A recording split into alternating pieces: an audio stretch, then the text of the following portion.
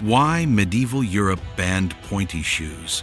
A strange tale where fashion, fear, and authority collided, unleashing a controversy far bigger than the shoes themselves. In medieval Europe, people once wore shoes so absurdly long and pointy that some needed whalebone supports to keep them from dragging. But then something happened. Kings, priests, and city councils united to ban them. Why did a fashion trend become a legal crime? The fashion began with the nobility of Poland, where the exaggerated shoes, later called poulaines, symbolized elite status. Their long tips weren't just decoration, they were a statement of wealth, because only people who didn't work could afford to walk around in something so impractical. Over time, the style spread across France, England, and Burgundy, evolving from modest points into ridiculous lengths. Some reached 30 centimeters or more. As the trend grew, so did criticism from commoners who viewed the shoes as a symbol of vanity and moral decay. The stage was set for conflict. By the late 14th century, poulaines became a way to display class hierarchy. The longer the tip, the higher your rank. Some regions even had informal rules. Merchants could wear moderate points. Nobles could go wild. The poor, who wore simple, rounded shoes, saw poulaines as a sign that the rich were drifting further from the realities of everyday life. Chroniclers described young aristocrats walking like cranes due to their absurd footwear. This wasn't just fashion, it was a social marker. And social markers in medieval Europe often triggered envy, resentment, and eventually, regulation. Medieval clergy frequently attacked the shoes as immoral. Priests preached that the elongated tips resembled the claws of the devil, and some handwritten sermons complained that poulaines encouraged pride and sensuality.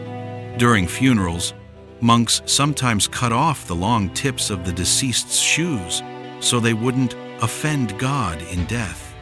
While medieval sermons often exaggerated for effect, these records reflect genuine concern that fashion was becoming a threat to moral order.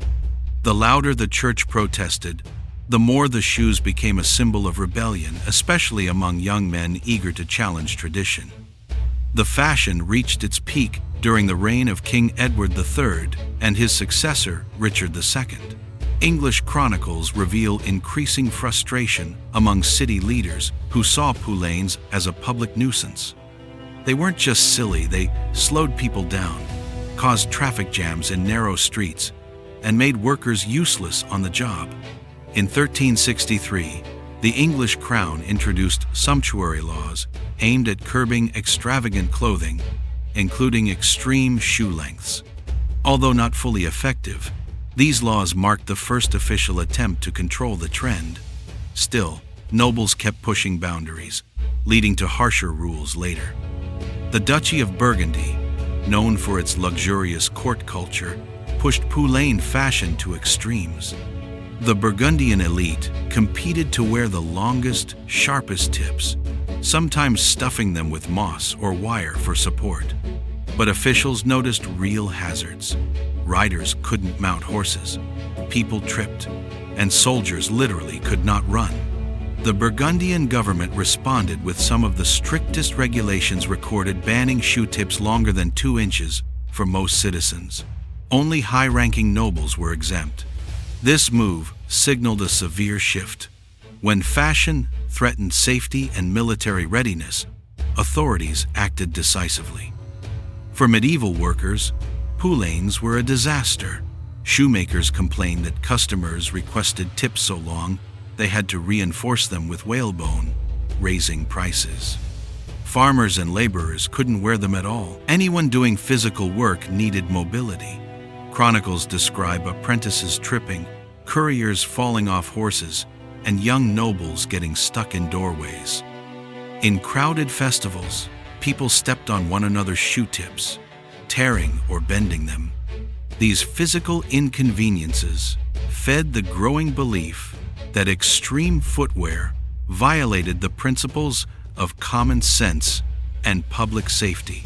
Strong reasons for legal intervention. Interestingly, poulaines became especially associated with young aristocratic men who wore the longest, most dramatic versions. The shoes became a symbol of youthful excess, flirting, and even seduction. Some chronicles claim the pointed tips were used as subtle body gestures. Critics argued that young men were abandoning discipline and military duty in favor of flamboyant appearance. These concerns weren't superficial. In feudal society, ruling classes were expected to be strong, disciplined warriors. When fashion seemed to undermine this ideal, leaders saw it as a sign of moral and social decay, fueling calls for a crackdown. By the late 14th century, clergy intensified their criticism. One bishop famously called poulaines instruments of sin, and church letters accused wearers of dragging the devil by the toes. Many sermons warned that fashion was distracting people from religious life. In some monasteries, visitors wearing poulaines were asked to adjust or remove their footwear before entering holy spaces. The increasing pressure from the church added moral urgency to the controversy. If kings had been annoyed before, now they had the full weight of religious authority urging them to ban the trend outright. In response to the rising tension, several cities across Europe, London, Paris, and Prague, among them, implemented local bans on extreme shoe lengths. These municipal laws targeted the wealthy, emphasizing that no citizen should dress above their station. Enforcement varied. Some towns issued fines, others confiscated illegal footwear on site. Local tailors and shoemakers were ordered to follow strict measurements. Although people occasionally ignored the rules, the legal framework now made excessive fashion a punishable offense. The model of regulating clothing through city councils became a blueprint for other regions in Europe. Historical accounts describe some poulaines reaching half a meter in length. To keep them upright, wearers tied the tips to their knees with ribbon or thin rope. These contraptions made walking absurdly slow but helped the elite flaunt status. Chroniclers wrote humorous descriptions of nobles waddling through banquets like storks on stilts. Not everyone believed these stories were fully accurate, but enough evidence exists to show extreme lengths were real. These exaggerated versions became the poster image for critics who wanted fashion to return to something reasonable, and it shaped the punishments that followed. By the 15th century, the backlash peaked. Several rulers, including King Charles V of France and officials in England under Henry IV, issued stricter bans, specifically targeting the longest shoe tips. These laws didn't just regulate length, they targeted the image of luxury that threatened social stability. Some decrees mentioned that the shoes distorted the natural order, a phrase suggesting that fashion was no longer simply an artistic choice, but a cultural threat. As the laws tightened, the public began shifting toward more practical footwear, signaling the beginning of the end for poulaines.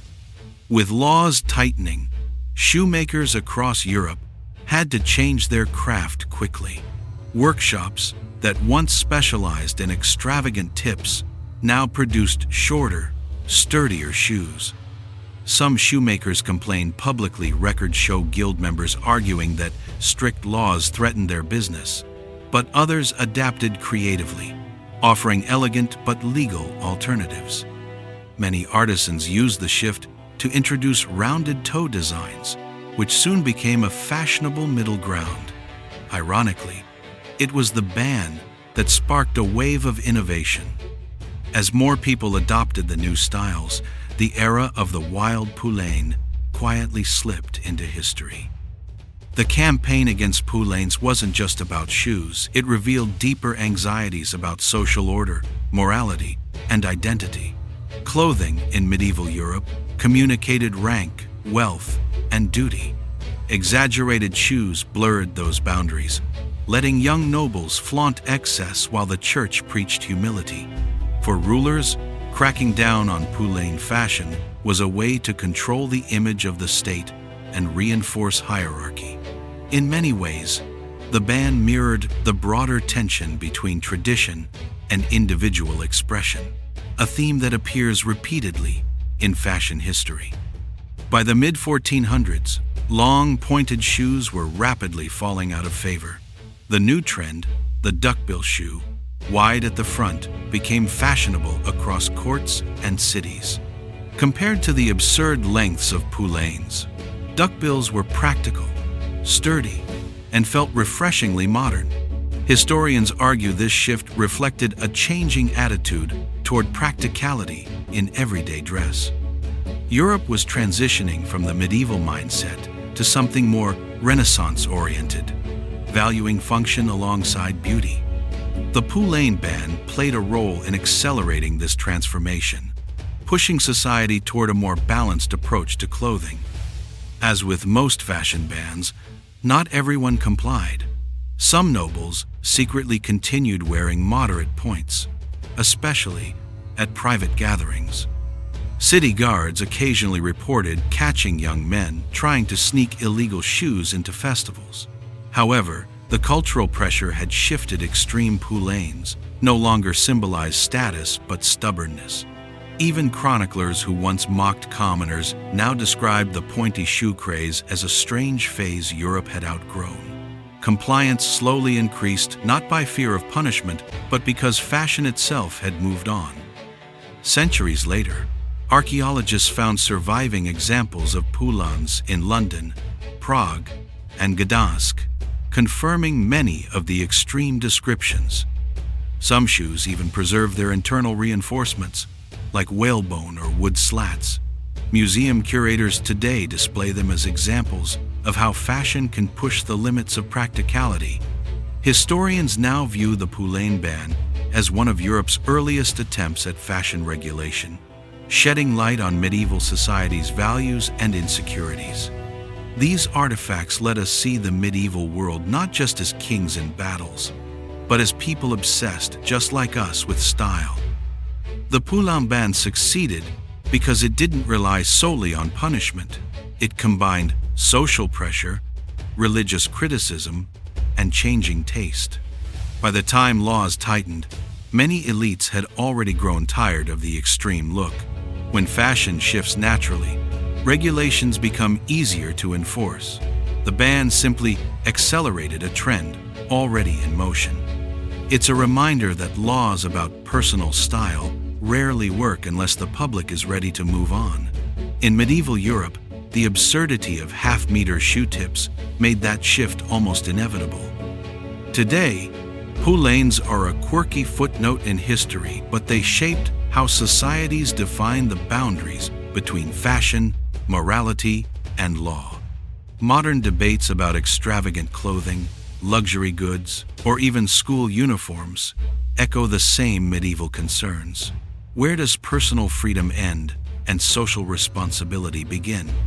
Poulains show that even something as simple as a shoe can spark conflict, envy, and cultural transformation. More importantly, they remind us that every era, including ours, has its own strange obsessions that future generations will find hilarious. The story of Poulains isn't just about strange shoes, it's about a moment when fashion pushed medieval Europe to its limits. It exposed tensions between identity, authority, and tradition, and showed how something as trivial as a pointed toe could spark moral outrage and royal decrees. And while the trend eventually died, it left behind one unforgettable truth. History's weirdest stories often hide the most revealing insights. If you enjoyed uncovering this one, stick around. There's always another strange corner of the past waiting to be explored.